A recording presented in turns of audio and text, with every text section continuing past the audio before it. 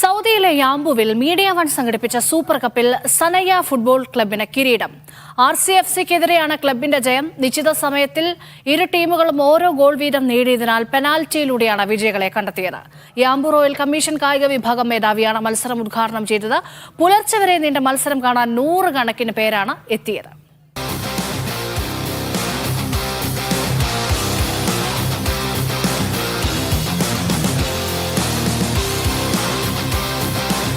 Yanbu royal commission കായിക വിഭാഗം മേധാവിയും മുൻ സൗദി ഒളിമ്പിക് ടീം കോച്ചുമായ മാജിദ് അബ്ദുള്ള അൽ അഹമ്മദിയാണ് കാണികളെ പരിചയപ്പെട്ടത്.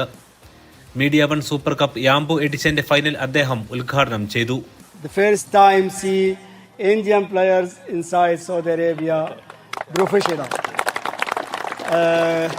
You are welcome in Yambu. I hope to make another activities or another sports in Royal Commission. You are in my heart.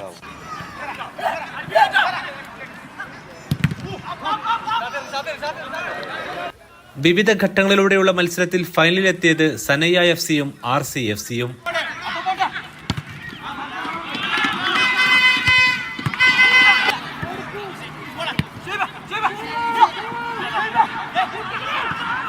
നിശ്ചിത സമയത്തിനകം ഇരു ടീമുകളും നേടിയത് സമനില.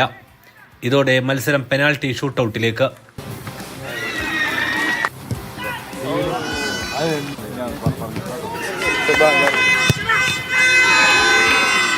ഒടുവിൽ 2 ഗോളുകൾ തടുത്തിട്ട ഗോളിയുടെ മികവിൽ സനയ FCക്ക് ചെങ്കടൽ തീരത്തെ ഫുട്ബോൾ കിരീടം.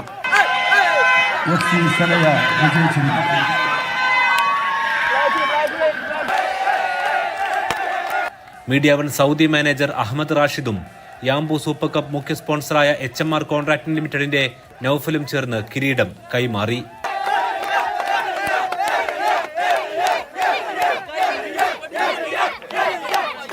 ടഫായിരുന്നു.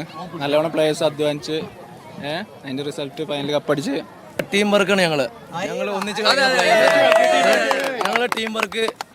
മാനേജ്മെന്റും നല്ല സപ്പോർട്ട് ചെയ്യുന്നു, കാണികളും ഭയങ്കര സപ്പോർട്ട്. എല്ലാം കൊണ്ട് ടൂർണമെന്റും നല്ല ടൂർണമെന്റാണ്. ഞങ്ങൾ നല്ല ടീമുണ്ട്. ഇരു ടീമുകളും കടുത്ത മത്സരമാണ് കാഴ്ചവെച്ചത്.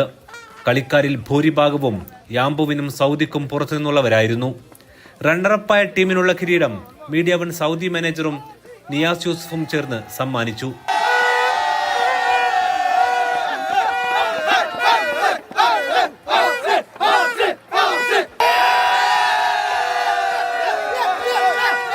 പെനാൽറ്റിയിലാണ് തോറ്റുപോയത്.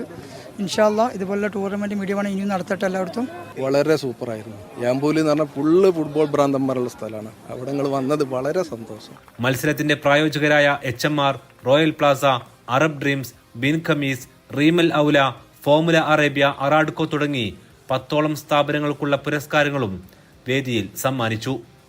സൗദി സൂപ്പർ കപ്പിന്റെ അടുത്ത എഡിഷൻ ഉടൻ പ്രഖ്യാപിക്കും. Media one, Yanbu.